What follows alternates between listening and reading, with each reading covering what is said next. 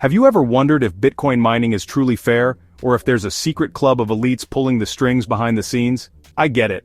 The whole concept of decentralization sounds great in theory, but when you look closer, things get, well, a little murky. Let's break this down, beginner style, with some real-world analogies. Imagine Bitcoin mining is like a global lottery. Anyone can buy a ticket, but the more tickets you buy, the better your odds of winning. Now here's the twist. What if a handful of people can afford to buy almost all the tickets? That's what happens when mining centralizes. Huge mining pools like Foundry USA AntPool and F2Pool control a huge chunk of the action. It's still possible for solo miners to win, but it's like hoping your single ticket will beat out a million others. Next up, let's talk about hardware monopolies. Picture a race where only some runners get access to supercharged sneakers. If just one company, like Bitmain once did, makes all the fastest ASIC miners and decides who gets to buy them, or just keeps them, they can run circles around everyone else. Suddenly the race isn't so fair anymore. Now think about energy.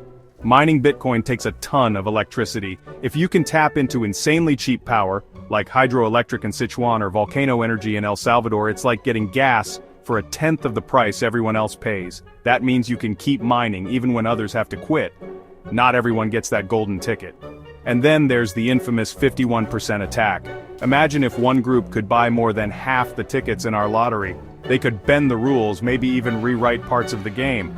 In Bitcoin, if a group controls over 51% of the global mining power, they can try to mess with transactions. It's insanely expensive and tough to pull off, but not technically impossible.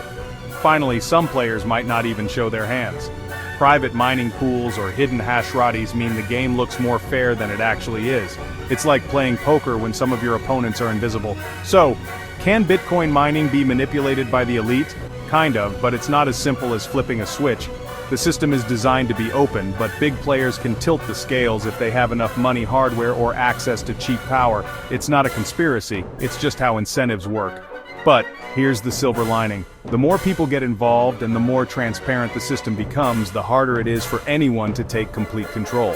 So, if you're thinking about dipping your toes into mining, remember, it's a wild game, but knowing the rules can help you play smarter.